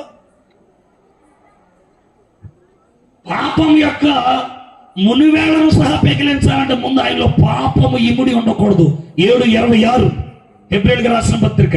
ఆయన పవిత్రుడును నిర్దోషి, నిష్కల్మషుడు, పాపంలో చేరక ప్రత్యేకముగా ఉన్నవాడు, ఆకాశ మండలము కంటే మిక్కిలి హెచ్చైన వాడు, ఇట్టి మన ప్రధాన యాజకుడు, మనందరికీ సరిపోయినోడు. బైబిల్లో సోలమితి అని ఒక అమ్మాయి ఉంది. చెప్పండి ఎవరు తెలుసా మీకు? ఎప్పుడు మీ ఇంటికి రాలేదు కదా, అలా చూస్తున్నారు. సోలమితి ఏముంది? నా ప్రియుడు ధవళవర్ణుడు, రత్నవర్ణుడు, 10,000లో ప్రేమించింది కాబట్టి ధవళవర్ణుడు అంటుంది. తన వశం చేసుకోవాలన్న ఆశతో ఉంది కనుక నా ప్రియుడని పలుకుతుంది. సోలమితి ఇలాగ అంటుంది, నా ప్రియుడు ధవళవర్ణుడు. అంటే ధవళము అంటే అర్థం ఏంటంటే తెలుపు అని అర్థం. చెప్పండి ఏంటిది? అంటే ధవళవర్ణుడు అంటే అర్థం ఏంటంటే నలుపు అనే పాపము లేని తెలుపుతో ఉన్నటువంటి అద్భుతమైన మహాపరిశుద్ధుడు. భూమి మీద ఎంతమంది పురుషులు ఉన్నా సరే నా పురుషుని యొక్క జాడ వేరు అంది సోలమితి చెప్పిన మాట. నా ప్రియుడు అతి ధవళవర్ణుడు. అవునా? సోలమితి నిజంగానే నువ్వు ఆరాధించి సేవించే ఆ ప్రియుడు నిజంగానే ధవళవర్ణుడు అంటే నీ ఒక్కతే కాదు, మాకు చాలా మంది రుజువులు కావాలంటే సోలమితిని తీసుకొని రోమా గవర్నర్ అయిన పిలాతు దగ్గర తీసుకెళ్ళి, పిలాతు గారు ఈమె తన ప్రియుడు గురించి చెప్తుంది, తన ప్రియుడు ధవళవర్ణుడు అంట, మరి ఆ ప్రియుడికి నువ్వు తీర్పు తీర్చావు కదా, ఏం చెప్తావు అని అంటే, అవును నిజంగానే ఆయన ధవళవర్ణుడు, ఆయనలో నాకు ఏ దోషం కనబడదు అంటాడు. హల్లెలూయా. ఈ లోపు పరుగున వచ్చినటువంటి పిలాతు భార్య చెప్పింది సోలమితి మాటే నిజము, ఎందుకంటే ఆయన నిజంగానే నీతిమంతుడని చెప్పింది. ఎవరో పిలాతు భార్య. అంటే సోలమితి చెప్పింది కరెక్టే. స్తోత్రం కలుగునుగాక. అక్కడే కాదు, సోలమితిని తీసుకెళ్లి సిలువలో వేలాడుతున్న ఇద్దరు దొంగల మధ్యలో నిలబెట్టి సోలమితి ఎలాగంటుంది తన ప్రియుడు గురించి, మరి నువ్వు కూడా ఆయనతో పాటు సిలువ వేయబడ్డావు కదా, మరి ఆయన మాటలో గాని ఎక్కడైనా తేడా కనబడిందా అంటే, అయ్యి బాబు నేను పొందిన శిక్షకు నా నేరాలు కారణమేమో గాని ఆయన పొందిన శిక్షకు ఏ పాపం కారణం? ఆయన పాపము కనబడలేదు నాకంటే. అంటే అప్పుడు సోలమితి మాట నిజమై ఉన్నది. హల్లెలూయా. అదే సోలమితిని తీసుకొని, అదే పిలాతుని తీసుకొని, పిలాతుని భార్యను తీసుకొని, ఆ తర్వాత సిలువ వేలాడబడిన ఆ దొంగను కూడా తీసుకొని, ఈ అందరం తీసుకొని రోమా సైన్యాధిపతి దగ్గర తీసుకెళ్తే, అయ్యా గెత్సేమనే తోట నుండి కల్వరి గొల్గోతా మెట్ట వరకు ప్రక్కలో పల్లెడు పోటు పొడిచిన వరకు నువ్వే కదా ఆయన పక్కన ఉంది. చెంపల మీద కొట్టినప్పుడు, ఉమ్ము ముఖం మీద వేసినప్పుడు, వెనకాల తల్లి ముందుకు వచ్చి ఎవడు తన్నాడని అడిగినప్పుడు, నెత్తి మీద ముళ్ళకీరటం పెట్టి రెల్లి పెట్టి కొట్టినప్పుడు వాళ్ళు పటపట కొరికాడా, పిడికిలేం బిగించాడా, ఉరుమురుమేమో చూశాడా అంటే, అయ్యి బాబోయ్ ఎంత శాంతపురం నేను ఎప్పుడు చూడలేదు, నిజంగానైనా దైవ కుమారుడై ఉన్నాడు అన్నాడు. ఎంతమంది చెప్పారు ఏమని? ఆయన నిజంగానే ధవళవర్ణుడు, ఆయనలో దోషం లేదు, పాపం లేదు. నిజమే. సంఘాన్ని చీల్చి రథాలకు కట్టి గుర్రాలకు కట్టి ఈడ్చుకెళ్ళిన సౌలు పౌలుగా మార్చబడిన తర్వాత చెప్పిన మాట ఏంటంటే, ఈ నిర్దోషి అయిన దేవుణ్ణి, తన సంఘాన్ని హింసించిన హింసకుణ్ణి, దోషకుణ్ణి, హానికరుణ్ణి, పాపులలో నేను ప్రధాన పాపినేమో గాని ఆయన పవిత్రుడు, నిర్దోషి, నిష్కల్మషుడు, పాపుల్లో చేరక ప్రత్యేకముగా ఉన్నవాడు, మానవ జాతి యావత్తు పాపమును విడిపించగలిగిన సరిపోయిన దేవుడు అని స్టేట్మెంట్ ఇచ్చాడు. ఎంతమంది చెప్పారు ఆయనలో ఏమి లేదని? ఇప్పుడు పాపం నుండి విడిపించగలిగిన సమర్థుడే, అవునా కదా? చెప్పండి, పాపం నుండి ఏం చేయగలుగుతాడు ఆయన? విడిపించగలిగిన సమర్థుడే. ఎందుకు? పాపం మానవ జీవితంలో ప్రధాన పాత్ర పోషించింది. అసలు ఈ పాపం ఎక్కడ పుట్టింది? ఏదేను తోటలో. చెప్పండి, ఎక్కడ? మాట్లాడాలి మీరు. ఏదేను తోటలో పాపం పుట్టింది. ఎలా? దేవుడు 5 దినాలు కష్టపడి విశ్వమునంత కలగజేసి 6వ రోజున ఆదామును కలగజేశాడు. ఆదామును కలగజేసిన తర్వాత కొన్ని రోజులు గడిచాయి. మళ్ళా దేవుడు ఇలా కనుక్కున్నాడు, ఆదాము ఒంటరిగా ఉండడం మంచిది కాదు, ప్రతి పక్షికి ప్రతి జంతువుకి జతలు ఉన్నాయి, కానీ ఆదాము ఒక్కడే ఉన్నాడని ఆదాములో నుండి హవ్వను కూడా కలగజేశాడు. ఇరువురిని ఆశీర్వదించి ఇలాగన్నాడు, మీరు ఏలికలుగా ఉండండి, ఈ ఏదైనా తోటను సేద్యపరచండి, ఈ మంచి చెడులో తెలివనిచ్చే వృక్ష ఫలాన్ని మాత్రం తినొద్దు అని చెప్పాడు ఆయన. ఆ మాట చెప్పాడు ఆయన. ఈ పండు తింటే నిశ్చయముగా మీరు చచ్చెదరు అని ఈ మాట చెప్పగానే వాడు సరే ప్రభు అన్నారు. సరే, ఆయన వెళ్ళిపోయేవాడు. మళ్ళీ ప్రతి ఉదయం ప్రతి సాయంకాలం ఏదైనా తోటలోనికి ఆయన దిగొచ్చేవాడు. ఇలా కొనసాగుతూ ఉంది. తాను చెట్టకోతి వనమంతా చెరిపినట్టు అపవాదిగాడు చెడిపోతే లూసిఫర్ గాడు ఇప్పుడు మానవ జాతిని కూడా చెరపాలనుకున్నాడు. అందుకు ఎలా చెరపాలి? ఏదేను తోటలో ఉన్నటువంటి ఆదాము వాళ్ళు మోసపోచలేరు, ఎందుకంటే వారు మహిమ శరీరాలతో ఉన్నారు. ఏదేను తోట దేవుని వశమై ఉన్నది. ఎలా వెళ్ళాలి? అందుకని అపవాది ఎత్తుగాడు ఏం చేశాడంటే ఏదేను తోటలో ఉన్నవాడినే వినియోగించాడు. ఎవడాడు? సర్పం. భూ జంతువులలో అది యుక్తి కలిగి ఉండేది, మాట్లాడే ఆ వరం ఉన్న దానికి. బల్లి పాకినట్టుగా కాళ్ళు ఉండేవి, దేవుడు చెప్పించిన తర్వాత కాళ్ళు పోయాయి అనుకోండి, వేరే విషయం. ఇలాగా సర్పమును బేరసారాలాడాడు. ఏమని? ఇదిగో ఆపతో నేను మాట్లాడాలనుకుంటున్నాను, కొంచెం నీ మనసులోకి నీలోనికి అవకాశం ఇస్తామంటే సర్పం అంది, లేదు లేదు, నన్ను కలగజేసినోడికి నేను నమ్మక ద్రోహం చేయనంది. ఏదేం తోటలు అలాగే పాకుతామంటావు కానీ నోరు ఇచ్చాడు కానీ ఎందుకు ఉపయోగం? అదే నువ్వు నా మాట అన్నావనుకో, నా శేఖర సామ్రాజ్యానికి నేను రాజుని చేస్తానంది. ఎవరిని మాట్లాడాలి? అందుకే కదా సర్పం లొంగిపోయింది అపవాది మాటలకి. సర్పం ఏం చేసిందంటే అపవాదికి లొంగిపోయి అపవాదికి అప్పగించేసుకుంది, వశపరుచుకుంది. అందుకే ప్రపంచ దేశాలు ఏ మూలకెళ్ళినా సరే ఆడే కనబడతాడు పడగెప్పి. ఆడే మనోళ్ళు ఏం దిగు అంటాడు, ఆడికి ఏం సింహాసనం వేసి కూర్చోబెడితే ఈ ఎలా దిగుతాడు? ఇంకా ఎక్కడో ఆ ఘట సర్పాన్ని దించే కాలం రాబోతుందని ప్రకటన గ్రంథం స్పష్టంగా వ్రాయబడి ఉంది. హల్లెలూయా. నువ్వు దిగమంటే దిగరాడు, అసలు ఆయన వచ్చి దిగమంటే దిగుతాడు. దానిని తునకలుగా నరకబోయే కాలం దగ్గరలోనే ఉన్నది. ఘట సర్పం ఏమైంది? ఘట సర్పంగా మార్చబడింది. దేవుని సంతానాన్ని మృంగాలను చూస్తుంది, కానీ దాని పని జరిగి తీరదు. ఎందుకంటే దానికి అడ్డుకట్ట వేయగలిగిన సమర్థుడు నా దేవుడే. హల్లెలూయా. సర్పం అప్పగించుకుంది, అపవాది లోపలికి వచ్చాడు.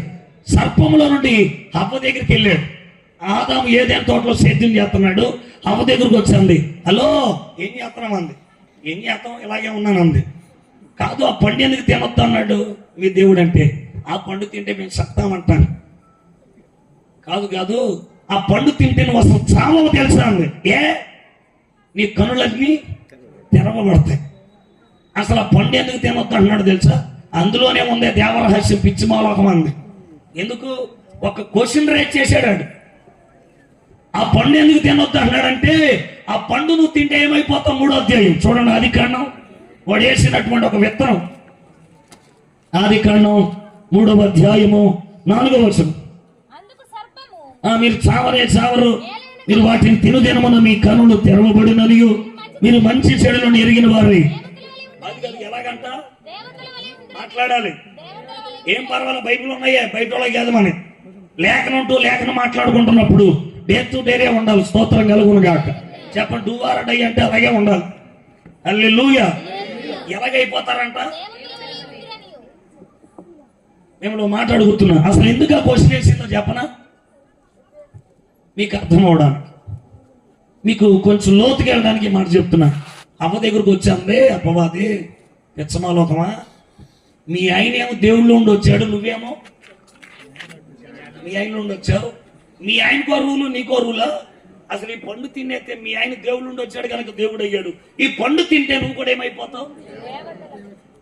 లింగ భేదం చూపించి లీక్ చేసింది అసలు సీక్రెట్. ఆదాముకి ముందు లింగ భేదం లేదు సార్. దేవుడు ఆత్మ అయి ఉన్నాడు. ఆత్మకి ఏ భేదం చూపించకూడదు. ఎందుకంటే దేవుడు అంటే పురుషుడు అని అర్థం కాదు. అక్కడ ఇతిహి దేవహ అన్నారు. దేవహ అనేది శక్తి, ఇట్స్ ద పవర్. ఆ దేవహ అనే పదానికి ప్రథమ విభక్తులుగా ఉన్నటువంటి డూను చేర్చారు. ప్రథమ విభక్తులు అంటే అర్థం ఏంటంటే మొదటిది అని అర్థం. దేవుడు ఎలాంటోడు? మొదటి వాడు. అందుకని డూ చేర్చారు దేవహకి. అప్పుడు ఏమైంది? దేవుడు. అందుకని దేవుడు అంటే మొదటోడు, మగవాడు ఆడోడని కాదు. అక్కడ మానవ జీవితంలో ఆదామను కలుగు చేసినప్పుడు మాత్రమే ఆదామును పురుషుడు అన్నాడు, హవ్వనేమో శరీరానికి మాత్రమే లింగభేదం ఉంది కానీ ఆత్మకు లేదు. అందుకే అపవాది ఏమన్నాడంటే అవ్వ దగ్గరకు వచ్చి, మీ ఆయన పురుషుడు, నువ్వేం ఆడదానివి. దేవుడు పురుషుడై ఉన్నప్పుడు దేవత కూడా ఉంటుంది. అది తింటేనే నీకు అర్థమైపోతాను. అమ్మగారికి వీక్నెస్ అయ్యే కదా, అంతే. అవునా? ఈ పండులోనే ఉన్న దేవరహస్యం అని తినేసి.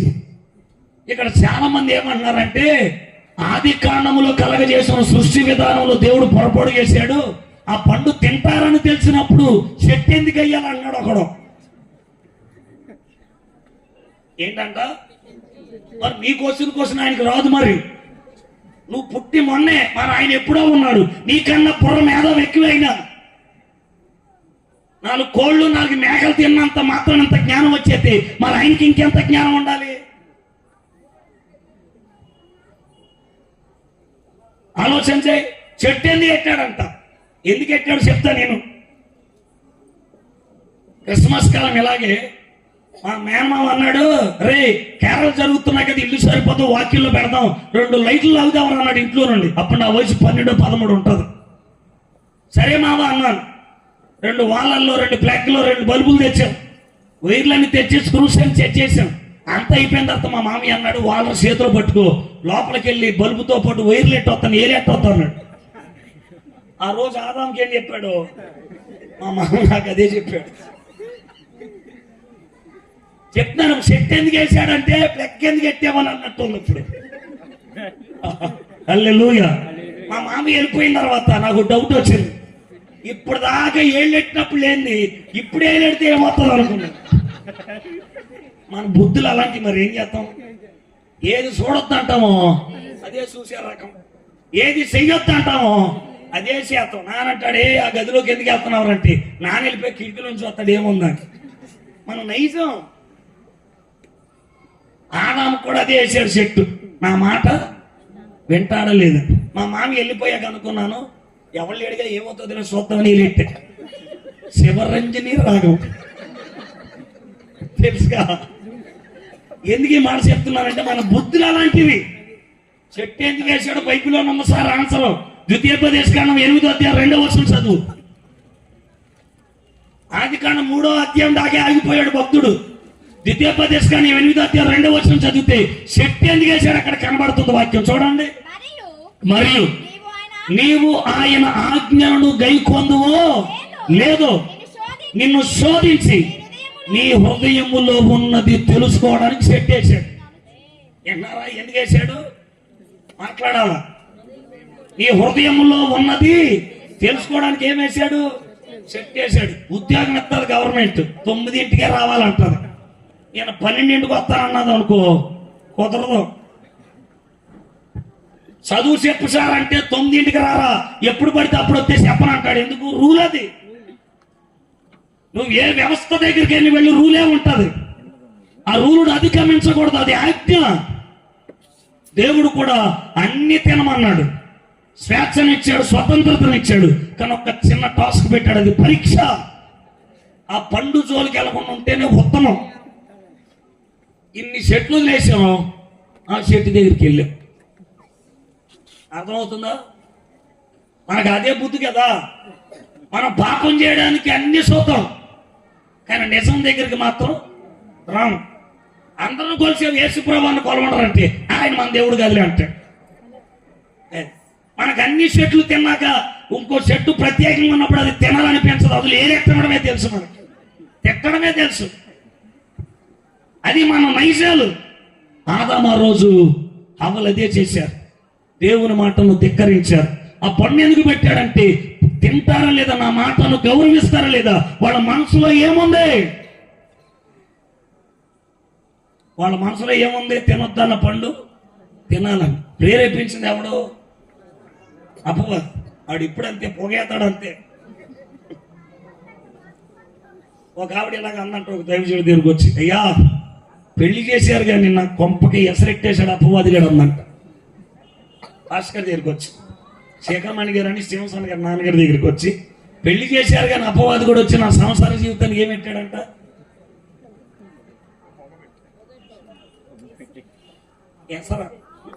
ఎసరంటే తెలుసుగా. ఆయన అన్నాడంట, ఎసరెక్కడానికి పొయ్యి ఎందుకు చూపించామమ్మ, అగ్గిపుల్లు ఎందుకు ఇచ్చేవాడికి అన్నాడంట. లాజికే కదా అది, అవునా? పొయ్యి చూపించకుండా అగ్గిపుల్లు ఇవ్వకుండా ఎసరెవడెడతాడు అంటే దారి చూపించింది ఎవరు? మనమే. ఆడు చెప్పే సోదంతా ఏంటే మరి డైవర్ట్ చేయడా? ఖచ్చితంగా చేస్తాడు. అందుకనే వాక్యం చెప్తాం, దుష్టుల ఆలోచన చెప్పున నడవద్దురా, పాపుల మార్గం నిలవద్దురా, అపహాసకులు కూర్చుంటే చోట కూర్చోకు, దేవుని లేఖనాలతో దేవారాత్రులు సహవాసం చేస్తే నువ్వు వర్తెలగలుగుతావు, నువ్వు ధన్యుడని లేఖనం ఎందుకు చెప్తుంది? అందుకే చెడులో ఏ ఎట్టనంత వరకే బాగుంటది, ఎట్టాక వాసన బాగా వస్తుంది. వాడు మాటలు వింటే అది ఆ గొప్పు, ఆ దుర్గంధాలు మనలోనికి చొరబడతాయి.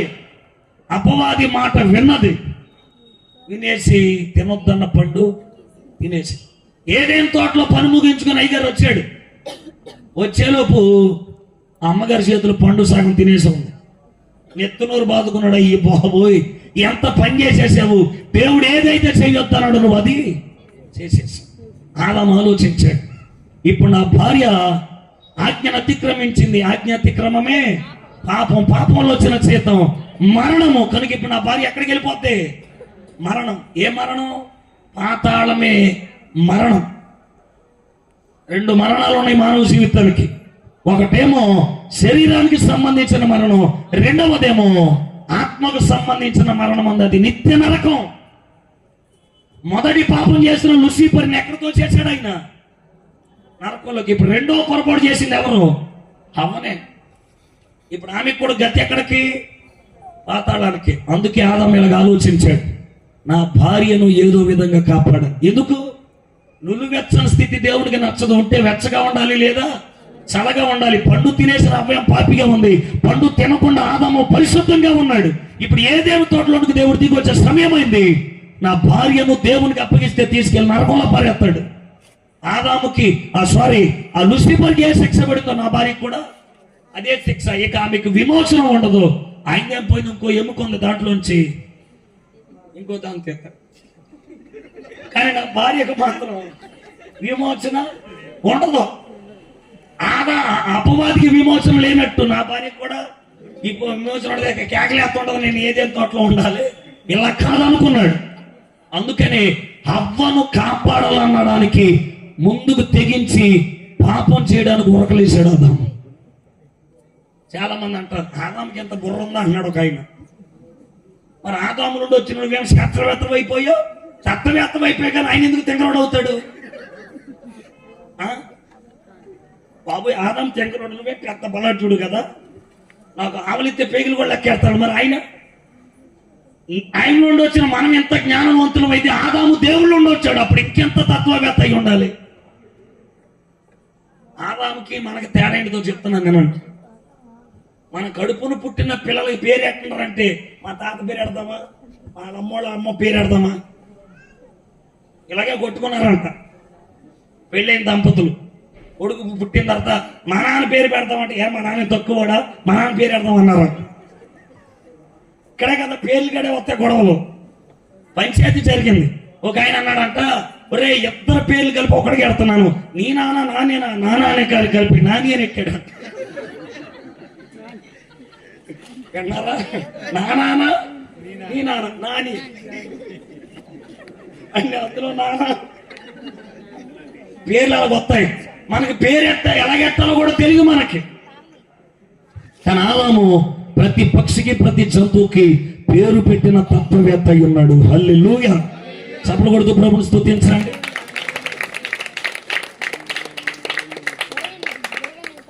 నా ప్రాణాత్మ శరీరమే. ఆదాము తన భార్యను కాపాడాలన్న ఉద్దేశం, అందుకనే తన భార్యను సేవ్ చేయాలన్న ఉద్దేశంతో ఆదాము ఏం చేశాడంటే తన భార్యను కాపాడాలన్న ఉద్దేశంతో తెలిసి పండు తిన్నాడు. తెలియకేమో హవ్వ తిన్నది, తెలిసేమో ఆదాము తిన్నాడు. నా వైపు చూడాలి. తెలిసి ఎవరు? తెలియకుండా హవ్వ తిన్నది, తెలిసేమో ఆదాము. ఇద్దరు ఇప్పుడు ఏమయ్యారు? పాపం చేసి దేవుని ముందు దోషులయ్యారు. భూలోకపు తీర్పులకి దేవుని తీర్పుకి తేడా ఉంటది. దేవుని తీర్పుకి మానవ తీర్పుకి వ్యత్యాసం ఏంటో తెలుసా? మానవ తీర్పులు ఏం చేస్తారంటే 4 దెబ్బలు కొట్టి వదిలేయమంటారు, లేదా 6 నెలలు జైల్లో పెట్టమంటారు. శిక్షలు ఎలాగుంటాయి? మానవ నీతి. కానీ దేవుని నీతి, మానవుడు తీర్పు తీర్చినట్టే దేవుడు కూడా తీర్పు తీస్తే తాను ఎందుకు దేవుడు అవుతాడు? అవ్వడు. తీర్పు ఎలాగుండాలంటే దెబ్బ కొట్టకుండా సమస్యను పరిష్కరించు వాడే దేవుడై ఉంటాడు. హల్లెలూయా. తప్పిపోయిన కుమారుడు నాన్న ఆస్తి అంత అమ్మేశాడు. తిరిగి వచ్చిన తర్వాత నాన్న కాళ్ళు పట్టుకున్నాను, నాన్న నేను పనోడుగా చేస్తాను, కొడుకుగా నేను స్వీకరించకపోయినా పర్లేదు అన్నాడు. నానేమన్నాడు? కొట్టాడా? కాళ్ళ పట్టుకొని గెంటేశాడా? గెంట్లా. కాళ్ళ మీద పడి ఉన్న కొడుకును కౌగిలించుకొని, నువ్వు పనుడు ఎందుకు అవుతావురా, నువ్వు నా రక్త మాంసాల నుండి వచ్చినాడు కనుక నువ్వు నా కుమారుడివే అన్నాడు. హల్లెలూయా. ఆదాము కూడా దేవుని కుమారుడే. మరి ఇప్పుడు తప్పు చేశాడు, శిక్ష ఎలా ఉంటుంది అది చెప్పి నా మాటలు ముగిస్తాను. చాలా జాగ్రత్తగా వినండి. మన మధ్యలోకి ప్రియులు పెద్దలు కూడా వచ్చారు, వారిని బట్టి దేవునికి స్తోత్రం చెబుతాం. హల్లెలూయా. వినండి చాలా జాగ్రత్తగా. ఆదాము ఇప్పుడు దోషులయ్యారు. ఏదైనా తోటలోనికి దేవుడు దిగు వచ్చాడు, ఆదాముని కేకేశాడు, ఎక్కడున్నావు? దాక్కున్నాడు. ఎందుకు దాక్కున్నావు? నేను దిగంబరునై ఉన్నాను. ఎవడు చెప్పాడు? నా పాపం నాకు చెప్పింది అన్నాడు. రా బయటికి. వస్త్రాలతో వస్త్రహీనుడిగా ఉన్నటువంటి ఆదామును చూచాడు. కళ్ళల్లో నీళ్లు నిండాయి దేవునికి. ఏ ఉద్దేశంతో కలగజేసాను? ఏ ఉద్దేశంలోకి వెళ్ళావు? ఒంటి మీద బట్టలు లేకపోతే చర్మపు చొక్కాలు తొడిగిన గొప్ప ప్రేమమూర్తి అయిన. హల్లెలూయా. ఒక క్రైస్తవ వ్యతిరేకి ఇలాగ అన్నాడు, హవ్వకి సర్పం ఎందుకు పండు తినిపించిందంటే నేను కలగజేసిన దేవుడు నీ దిగంబరత్వం చూస్తున్నాడు, సిగ్గు లేదని. కానీ అపవాది పండు తినిపించింది, దేవుడికి బుద్ధి లేదన్నాడు ఒకడు. అందుకేనా బట్టలు కప్పెట్టింది దేవుడు? అందుకేనా మానవ దేహాన్ని చూడాలని సంతోషించేవాడు కాదు ఆయన. ఆయన దేనిని బట్టి సంతోషిస్తాడంటే నీతి న్యాయముగా యథార్థంగా బ్రతికే ప్రజలను బట్టి సంతోషించు దేవుడు ఆయన. హల్లెలూయా. నువ్వు ఆడదాని ఒంటి మీద బట్టలు లేకపోతే నువ్వు సంతోషిస్తావేమో, నా దేవుడు అలా సంతోషించువాడు కాదు. అందుకని హవ్వ ఒంటి మీద వస్త్రం కప్పాడు, ఆదాము ఒంటికి వస్త్రం కప్పాడు. ఇలా ఉండడం నాకు నచ్చలేదు అన్నాడు. ఇద్దరు దోషులై ఉన్నారు, వాళ్ళు నేరస్తులై దేవుని ముందు నిలవబడ్డారు. చివరిగా ముగిస్తున్నాం, చాలా జాగ్రత్తగా రండి. ఇప్పుడు తీర్పు ఏదేను తోటలో ఇలా బయటకు వచ్చింది. ఎలా? సింహాసనం మీద యేసుక్రీస్తు ఆసనుడై ఉన్నాడు. ఇప్పుడు 2 చట్టాలను పట్టుకొని ఆయన సింహాసనానికి కుడివైపు ఒకరు, ఎడం వైపు ఒకరు ఉన్నారు. 89వ కీర్తన 14వ వచనం త్వరగా చదివేయండి. ఆయన తీర్పు ఎలాగ ఉంటుంది? కీర్తనలు 89 14వ వచనం. నీతి న్యాయాలు నీ సింహాసనానికి ఆధారాలు, కృపా సత్యములు నీ సన్నిధాన వర్తులు అన్నాడు. అంటే ఆయన సింహాసనం ఎలాగుంటది? నీతి న్యాయం. ఆయన సన్నిధిలో తీర్పు ఎలాగుంటది అంటే కృపగాను సత్యముగాను ఉంటుంది. రెండు, ఆయన సింహాసనానికి కుడి వైపేమో కృప, ఎడమ వైపేమో సత్యం. కృప ఏమంటుంది? క్షమించేదమాదమని అంటుంది. పండు తినేసారు కనుక ఆదమములు ఏమంటుంది? కృప క్షమిద్దామంటుంది. సత్యం ఏమంటుందంటే ఎందుకు క్షమించాలి? పండు తిన్నాడు, దేవుని మాటలు ధిక్కరించాడు, కొట్టి సాగుగొట్టు అని కృప వచ్చిన తీర్పుకి సత్యం నోరు వెళ్ళబెక్కేలాగా మాట్లాడుతుంది. టోటల్గా ఒక మాట చెప్పాలంటే కృపేమో ఎక్స్క్యూజ్ చేయమంటుంది, సత్యమేమో నో ఎక్స్క్యూజ్ అంటుంది. ఇప్పుడు తీర్పు ఎలా ఉంటుంది? దేవుని తీర్పు, దేవుని మనసు, దేవుని హృదయం అర్థం చేసుకోవాలి మనుషుడు ఈ రాత్రి. మనం పాపం చేసాం, మన పాపానికి ప్రతిగా కోళ్ళ రక్తాలు, మేకల రక్తాలు, గొర్రెల రక్తాలు, ఎద్దుల రక్తాలు ఒలికించి మనం చేసింది పాపం, అవ్వెందుకు రక్తాలు ఒలికించాలి?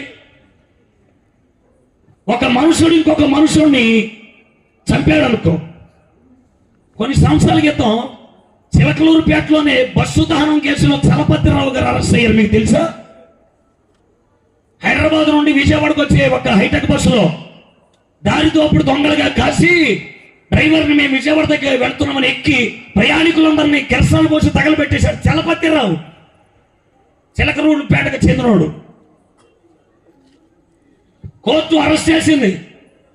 అందులో ఉన్న పసి పిల్లలతో సహా కాలి బూడిదైపోయారు. ఎవడ బతకల, వీళ్ళిద్దరే తప్ప. కోర్టు వాళ్ళకి శిక్ష విధించింది. 24 గంటల పాటు ఉరి తీసి చంపండి. వాళ్ళు ప్రాణాలతో చెలగాటం ఆడారు. మనుషులంటే లెక్కలేదు వాళ్ళకి. చలపతిరావు అతనితో ఉన్నటువంటి సహచారి అడిగారు, సార్ మాకు బ్రతకాలనుంది, తెలియక ఈ పాపం చేశాం. నువ్వు తెలిసి చేసినా తెలియక చేయకపోయినా ఖచ్చితంగా చావాల్సిందే. ఇప్పుడు ఆదాము కూడా ఒకరేం తెలిసి చేశారు, మరొకరేం తెలియక చేశారు. ఇద్దరిని ఏం చేయాలి? ఇప్పుడు మానవ చట్టాల ప్రకారం వృత్తి చంపాలేమో. దేవుడు ఇలాగ అన్నాడు, కృపా సత్యాలు కలవరపడద్దు, తీర్పు నేను ఇలాగిస్తానన్నాడు. ఎలా? కృప నువ్వు నిలువకరగా నిలవబడు, సత్యము నువ్వు అడ్డకరగా నిలవబడమన్నాడు. కృప ఎలాగా? సత్యమేమో ఏమైంది?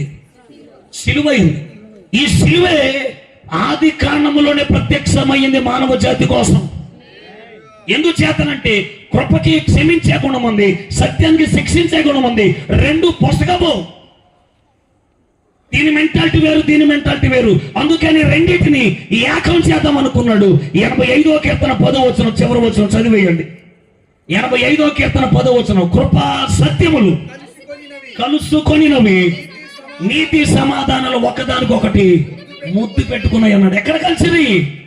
2000 సంవత్సరాల క్రితం సిలువలో కల్వరి గొలుగెత్త మెట్ట మీద. హల్లెలూయా.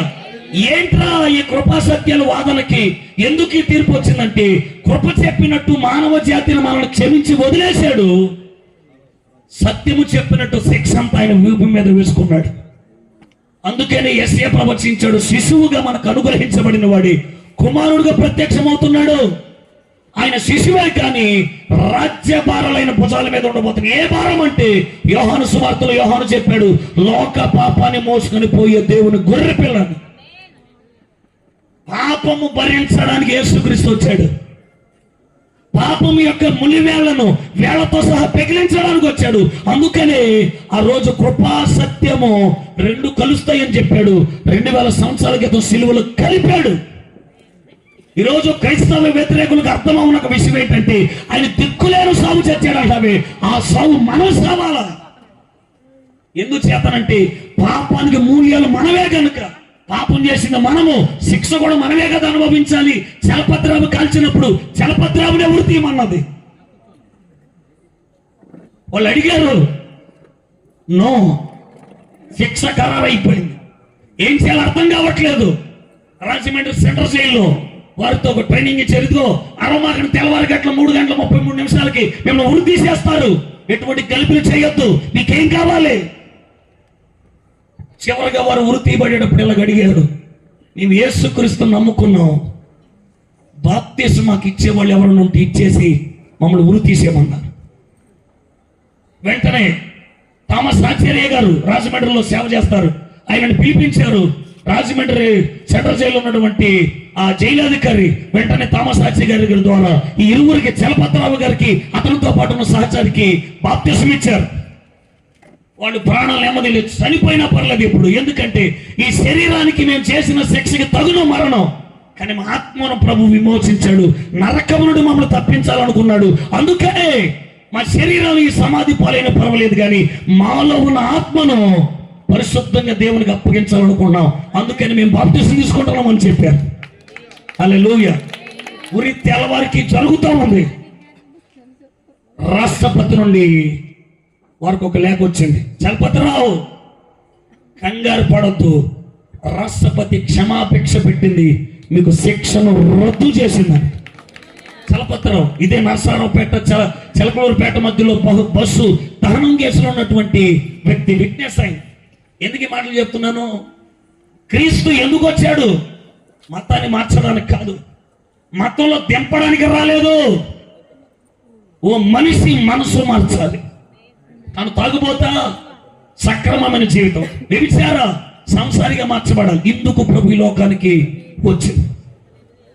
2000 సంవత్సరాల క్రితం యేసుక్రీస్తు శరీరధారికి ఎందుకు వచ్చాడంటే మానవ పాపానికి రుసుము తన వీపు మీద చెల్లించడానికి. అందుకే యోహాను అన్నాడు, కృపా సత్య సంపూర్ణుడిగా మన మధ్య నివసించడానికి వచ్చాడు అన్నాడు. లేకపోతే ఈ పాటికి చావవలసింది మనమే. ఈ రాత్రి ప్రేమతో మీకు కూడా చెప్తున్నా, యేసు మనల్ని విడిపించడానికి వచ్చాడు. చెప్పండి, దేనికి విడిపించడం? దేని నుండి? పాపము నుండి. పాపము నుండి విడిపించడానికి వచ్చాడు. విడిపించేశాడు, ఓకే. మరి విడిపించేసిన జీవితాలను వదిలేయడమేనా? కాదు. ఈ మధ్య గవర్నమెంట్ వాళ్ళు కొన్ని ఇలా చేస్తున్నారు. ఏంటియో తెలుసా? ఒక వ్యక్తి నేరస్తుడైనప్పుడు తన నేరం తెలిసి అతడు పశ్చాత్తాపడి నేను ఎప్పుడైనా బతకను సార్ అంటే కొన్ని ఈ జైలు అధికారులు ఏం చేస్తున్నారంటే వాళ్ళకి ఉపాధి కల్పించడానికి పెట్రోల్ బంకుల్లోనో సంతకి ఏదో ఒక వర్క్ చేయడానికి అవకాశాలు ఇస్తున్నారు. ఎందుకంటే వారి సత్త ప్రవర్తన కోసం. ఓ మనుషుడే ఒక నేరస్తుడి విషయం ఎంత ఆలోచించినప్పుడు మరి యేసుక్రీస్తు కూడా ఎంత ఆలోచించుంటాడు? విడిపించేసిన జీవితాన్ని అలా వదిలేదు. కానీ లోకంలో వారిని మంచి దేశానికి తీసుకెళ్లాలనుకుంటున్నాడు ఆయన. ఎక్కడికి? భూమి మీద ఏది మంచి దేశం ఏది లేదు. మంచి దేశం ఎక్కడ ఉందంటే దేవుడు నివసించే పరలోకమే మంచి దేశం అయ్యింది. అక్కడికి విడిపించబడిన వాళ్ళంతా నడిపించబడాలి. అందుకే చెప్పాడు, నేనే మార్గం, నేనే సత్యం, నేనే జీవం. మానవ జీవితాన్ని విడిపించువాడు, మానవ జీవితాన్ని పరమునకు నడిపించువాడు. నేను కూడా యతిమత్తంగా లోక ప్రేమలో పడి, లోక స్నేహాల్లో పడి బ్రతకడానికి ఇన్ని మెతుకులు పెట్టినప్పుడు నాకు ఈ బైబిల్ వద్దని విశ్లేషణ మూర్ఖుణ్ణి. జీవితాన్ని ప్రేమల వ్యామోహంలో పడి నా లైఫ్ అంతా కొలాప్స్ చేసుకున్న వ్యక్తిని నేను.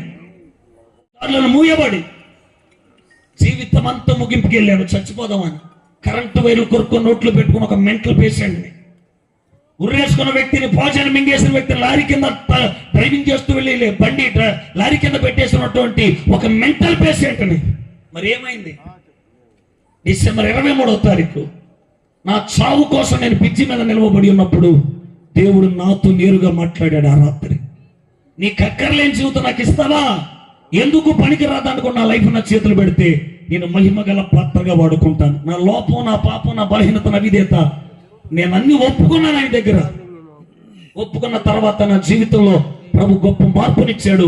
ఏ మరణానికి పరిగెత్తానో అదే మరణం నుండి నన్ను విడిపించి నేటికి 9 సంవత్సరాలు నా లైఫ్లో. 9 సంవత్సరాలు. లేకపోతే ఈ పాటలు మట్టిలో ఉండేవాడిని. అందుకే రాసిన పాట, రాజా నీ సన్నిధిలో కోల్పోయినవన్నీ నాకు ఇవ్వడానికి, బాధల్లో నన్ను బ్రతికించడానికి నువ్వే గనక రాకపోతే నేను, ఆయన రాకపోతే ఈ పాటికి బట్టలో ఉండేవాడిని. అందుకే విడిపించగలిగిన దేవుడు, మంచి దేశానికి నడిపించేవాడు. చివరికి ఒక మాట చెప్తున్నాను, క్రిస్మస్ అంటే అర్థం ఏంటో తెలుసా? ఆయన పుట్టడం కాదు. ప్రతి మనుషుడు క్రీస్తులో తిరిగి జన్మించబడాలి. అది అసలు క్రిస్మస్.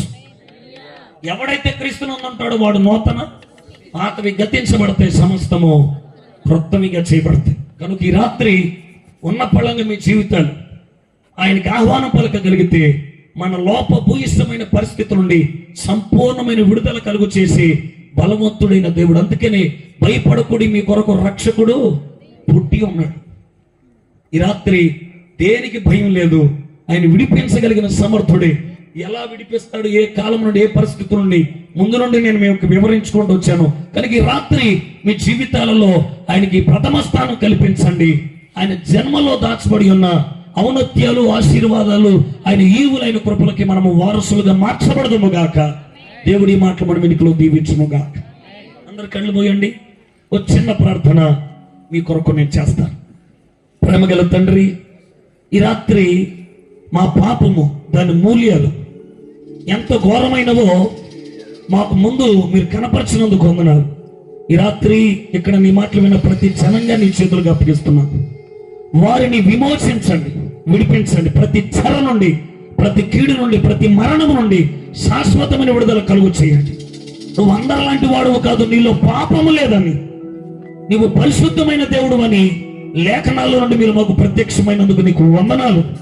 ఈ రాత్రి ఒప్పుకొని పాపాన్ని విడిచిపెట్టి అవిధేయతల నుండి విధేయతలకు నడిపించబడిన నీ పిల్లలందరినీ నీ సొత్తుగా మార్చుకొని వారి కొరకు సిద్ధపరిచిన ఈవులతో, మేలులతో, కృపలతో అలంకరించమని, నీ శాశ్వతమైన జీవానికి వారిని హక్కుదారులుగా చేయమని ఈ రాత్రి వచ్చిన బిడ్డల్ని, చంటి బిడ్డలు, యవనస్తులను, వృద్ధుల్ని, పెద్దలు, ఆడవాళ్ళ, స్త్రీల్ని అందరినీ చేతులకు అప్పగిస్తున్నాను. ఈ వేదిక మీద ఉన్నటువంటి రాజకీయ నాయకులను, వారి వెనకాల ఉన్నటువంటి పరివారం అందరినీ చేతులకు అప్పగిస్తున్నాను. నీలో ఉన్న నిత్య జీవానికి వారిని వారసులుగా చేసి వారి జీవితాల్లో పొంచి ఉన్న కీడులను తప్పించి దాచిన మేలులతో తృప్తిపరచమని, ఈ దాసుడు చేయుచున్న సేవను వర్ధిలింపచేయమని యేసు నామములో అడుగుతున్న మా పరమ తండ్రి, ఆమెను నరమని బిడ్డగా. Thank you. మీ అందరికీ వందనాలు. Thank you. క్రీస్తు పర్వదినాన డిసెంబర్ నెలలో అందరం కూడా దైవజ్ఞులు, దైవజనులు అందరూ కూడా మరి వాక్యం చదువుకుంటూ, కీర్తనలు పాడుకుంటూ ఒక సంతోషకరమైన వాతావరణాన్ని మనం ప్రయాణం చేస్తున్నాం. యేసుప్రభు ఏదైతే మనకి నిర్దేశించారో, ఏదైతే ఆయన అడుగుజాడలు మనం నడవాలో, ఇవన్నీ కూడా మరి యేసుప్రభు 2024 సంవత్సరం క్రితమే మనకి ఏర్పాటు చేయడం జరిగింది.